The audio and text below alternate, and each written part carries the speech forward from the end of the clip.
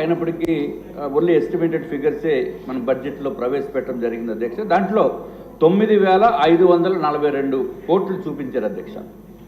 ఇప్పుడు యాక్చువల్స్ అయితే బడ్జెట్లో చూపించినంత ప్రాక్టికల్గా వచ్చేది అధ్యక్ష. ఇది ఓన్లీ ఎస్టిమేట్ కాబట్టి actuals in my opinion it may be around 9,000 crores. పోలేని అధ్యక్ష, వాట్ ఎవర్ ఇట్ ఈస్. ఇప్పుడు ఏదైతే 2024-25లో 13,500 కోట్లు చూపించారు అధ్యక్ష. అంటే ఇంత డబ్బు వస్తుందనేది 13,500 కోట్లు అంటే సుమారు 4,000 కోట్ల రూపాయలు ఎక్స్ట్రా వస్తుంది అనేది బడ్జెట్లో చూపించిన విషయం అధ్యక్ష. ఈ ఎక్స్ట్రా ఎట్లా వస్తుంది? ఏమన్నా ఇదివరకు ఉన్న రేట్లను ఏమన్నా భారీగా పెంచేసే ఉద్దేశం ఏమన్నా ప్రభుత్వానికి ఉందా? ఇప్పటికే ఏమీ ట్రాన్సాక్షన్స్ లేక ఎక్కడ స్టాంప్స్ అండ్ రిజిస్ట్రేషన్స్లో మీరు అబ్జర్వ్ చేస్తే అధ్యక్ష టోటల్గా డిప్రిషియేట్ అయిపోయిన పరిస్థితి, అంటే రెడ్యూస్ అయిపోయింది అధ్యక్ష. అట్లాగే ఇదివరకు ఒకవేళ ఈ బడ్జెట్ చూసిన తర్వాత చాలా కంగారుగా ఉంది చాలామంది బిల్డర్స్కి. ఎంచేతంటే ఇదివరకు అధ్యక్ష ఏదైతే 2014-19లో గౌరవ ముఖ్యమంత్రి గారు ఉన్న సమయం, చంద్రబాబు నాయుడు గారు ఉన్న సమయంలో అధ్యక్ష, అంతకుముందు ఏదైతే 5% నాలా ట్యాక్స్ ఉందో దాన్ని 2% చేయడం జరిగింది అధ్యక్ష. అట్లాగే అది అర్బన్ ఏరియాస్లో, రూరల్ ఏరియాస్లో 9% నాలా ట్యాక్స్ ఉండేది అధ్యక్ష. దాన్ని 3% కింద తగ్గించడం జరిగింది అధ్యక్ష. మళ్ళీ ఈ దుర్మార్గపు ప్రభుత్వము, లాస్ట్ ప్రభుత్వము ఈ 2%ని 3%ని ఉండగా దాన్ని 5% చేస్తారు అధ్యక్ష. మళ్ళీ పెంచేస్తారు. పెంచేసి యథాతథంగా మళ్ళీ ఇప్పుడు కూడా అదే ఉంది. కాబట్టి గౌరవ మినిస్టర్ గారిని నేను కోరేది ఏంటంటే ఈ 5% బదులు దాన్ని తగ్గించవలసిన అవసరం ఉంది. పాత సిస్టమ్కి మనం వెళ్ళవలసిన అవసరం ఉంది అధ్యక్ష. ఇది ఒక్కటే కాకుండా మెయిన్ ప్రాబ్లం ఏమవుతుందంటే ఎప్పుడైతే నాన్ అగ్రికల్చరల్ ల్యాండ్ కన్వర్షన్ చేస్తున్నామో, అంటే అగ్రికల్చర్ నుంచి నాన్ అగ్రికల్చర్ చేస్తున్నప్పుడు అంతకుముందు ఏకరు, సపోజ్ ఒక ఎకరము కనుక 50 లక్షలు కనుక 50 లక్షల రూపాయలు దాని ఖరీదు ఉంటే అధ్యక్ష, ఈ వైఎస్ఆర్సీపీ గవర్నమెంట్ ఏం చేస్తుందంటే ఏదైతే అగ్రికల్చరల్ ల్యాండ్స్ని మనము నాన్ అగ్రికల్చరల్ కింద కన్వర్ట్ చేసేటప్పుడు గజాల రేటు మీద మనం 5% పే చేయవలసిన అవసరం ఉంది అధ్యక్ష. ఆ రూల్ అది ఆ విధంగా పెట్టారు అధ్యక్ష. దానితోటి 50 లక్షలు ఉన్న పొలము ఆల్మోస్ట్ 15 కోట్లు 20 కోట్లు అయిపోయే పరిస్థితి ఉంది అధ్యక్ష. దానిపైన 5% అంటే అసలు ఇంపాసిబుల్. కాబట్టి గౌరవ మన రెవెన్యూ మంత్రి గారు కొంచెం వినాలి మీరు. తప్పనిసరిగా ఈ ఇష్యూని మీరు సార్ట్అవుట్ చేయవలసిన అవసరం ఉంది. ఏదైతే రెవెన్యూ మినిస్టర్ గారు లేరు, రెవెన్యూ మినిస్టర్ అంటే అందరూ ఎల్లో షర్ట్ అంటే ఆయన కూడా రెవెన్యూ మినిస్టర్ అనుకుంటున్నారు.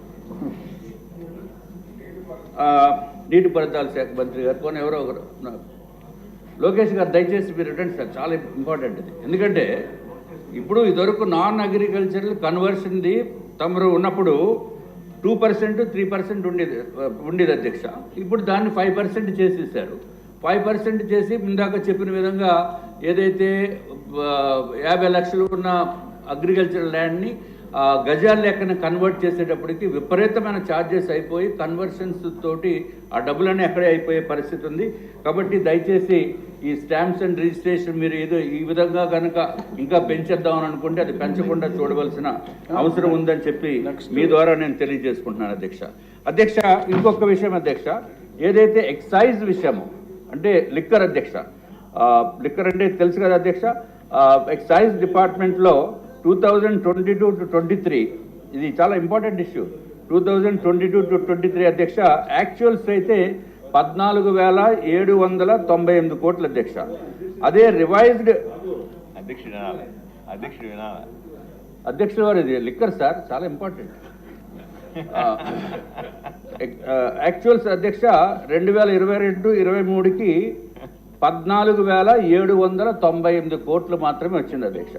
ఇప్పుడు రివైజ్డ్ 2023-24లో 15,997 కోట్లు వస్తుంది అని చెప్పి రివైజ్డ్ ఎస్టిమేట్స్ పాత ప్రభుత్వం ఇచ్చింది అధ్యక్ష. ఇప్పుడు మన ప్రభుత్వము, కూటమి ప్రభుత్వము 2024-25 అంటే రేపు మార్చ్ 31కి 25,597 కోట్లు వచ్చేటట్టు చూపించడం జరిగింది అధ్యక్ష. నేను ఎక్సైజ్ మంత్రి గారిని రవీంద్ర గారిని అడగటం జరిగింది అధ్యక్ష, ఇదేంటి ఎంత రేటు ఇంత డబ్బు మనకు వస్తుందంటే ఖచ్చితంగా అది వస్తుందని చెప్పారు అధ్యక్ష. అంటే డిఫరెన్స్ ఎంత అనుకుంటున్నారు అధ్యక్ష?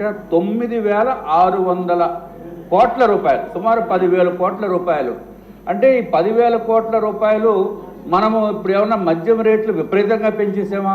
40% ఏమైనా పెరుగుతేనే కానీ ఆ 10,000 కోట్లు రాదు. 40-50% కూడా పెంచవలసిన అవసరం ఉంది. కానీ ఆ రేట్లు పెంచలేదు. రేట్లు పెంచకుండా ఇంకా తగ్గించి ఇంత ఆదాయం వస్తుందని అంటే there is something somewhere went wrong in the earlier government. నా ఉద్దేశంలో పాత ప్రభుత్వము వాళ్ళకి కూడా ఇంత డబ్బులు వచ్చుంటాయి, కానీ అఫీషియల్గా చూపించకుండా లిక్కర్ మ్యానుఫ్యాక్చరింగ్ డిస్టిలరీస్ వాళ్ళే, ట్రాన్స్పోర్టేషన్ వాళ్ళే, ఎక్కడ డబ్బులు అమ్మినా అఫీషియల్గా రావాల్సిన అవసరం లేదు. అంత క్యాష్ రూపంలో చేసిన వలన నా యొక్క ఉద్దేశంలో ప్రజలందరికీ తెలుసు, పైకి ఎవరు మాట్లాడట్లేదు. ఎక్కువ ఇదివరకు మాట్లాడితే లోపల ఇచ్చిన పరిస్థితి ఉండేది. కాబట్టి కనీసం 10,000 కోట్ల రూపాయలు లిక్కర్లో ప్రతి సంవత్సరం వాళ్ళు కొట్టిస్తారు అధ్యక్ష.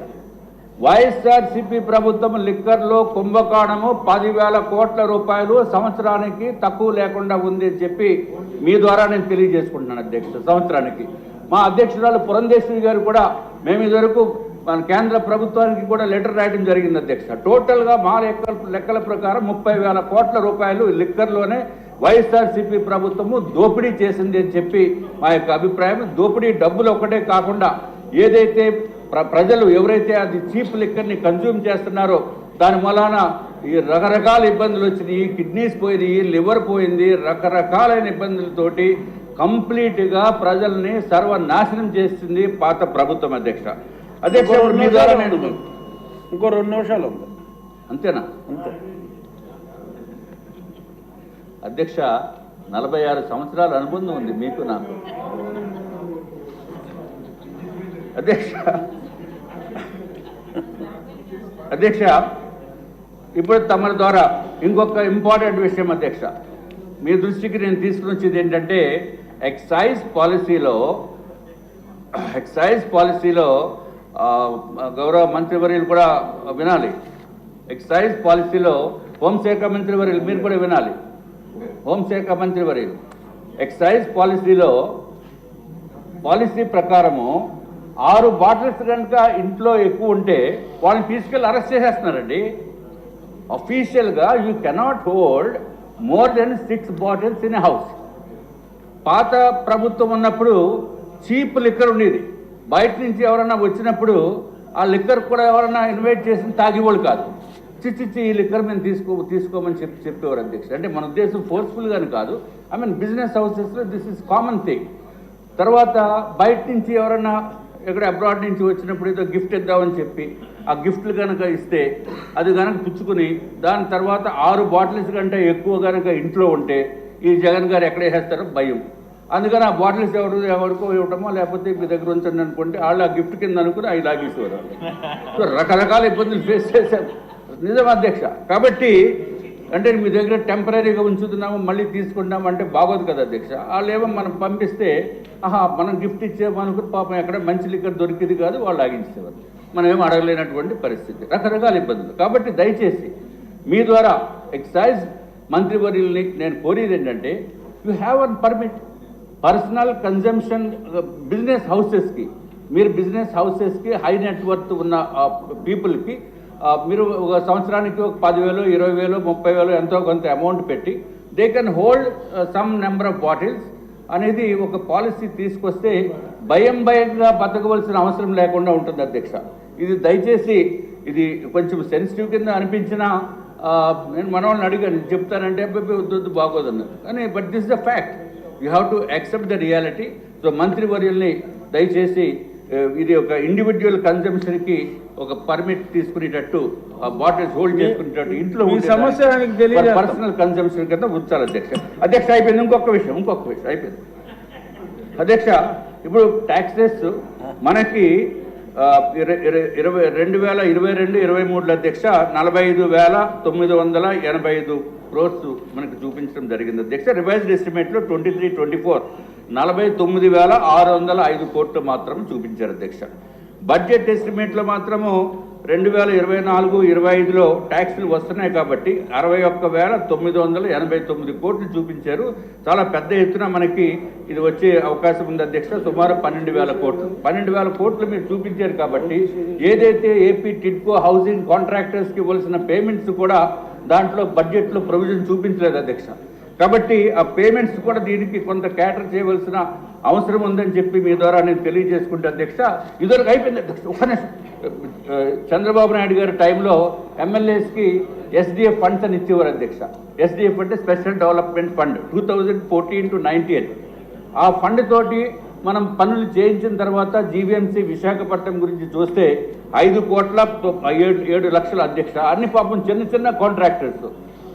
చంద్రబాబు నాయుడు గారి ప్రభుత్వం మనం పోయిన తర్వాత ఈ వైఎస్ఆర్సీపీ ప్రభుత్వం వాళ్ళకి డబ్బులు ఇవ్వకుండా చేసి నానా ఇబ్బందులకి గురి చేస్తుంది. దయచేసి దానికి కూడా పాత పేమెంట్ పెండింగ్లు ఉన్న వాటికి కూడా మీరు ప్రొవిజన్ ఇవ్వాల్సిన అవసరం ఉందని చెప్పి తెలియజేసుకుంటే అధ్యక్ష. ఒక చిన్న విషయం అధ్యక్ష, క్రిందటి ప్రభుత్వము అనిత్ గారు మంత్రివారి విధానం క్రిందటి ప్రభుత్వం అధ్యక్ష లాస్ట్ అధ్యక్ష ఎంత దారుణంగా ఇబ్బంది పెట్టిందంటే ఊరికే అంటే బిజినెస్ హౌసెస్ కూడా వైఎస్ఆర్సీపీ నేతలు అండదండలు ఉంటున్న మలాన, పోలీసు యంత్రాంగం అండదండలు ఉన్న మలాన ఎన్ని ఇబ్బందులు పెట్టిందంటే అధ్యక్ష.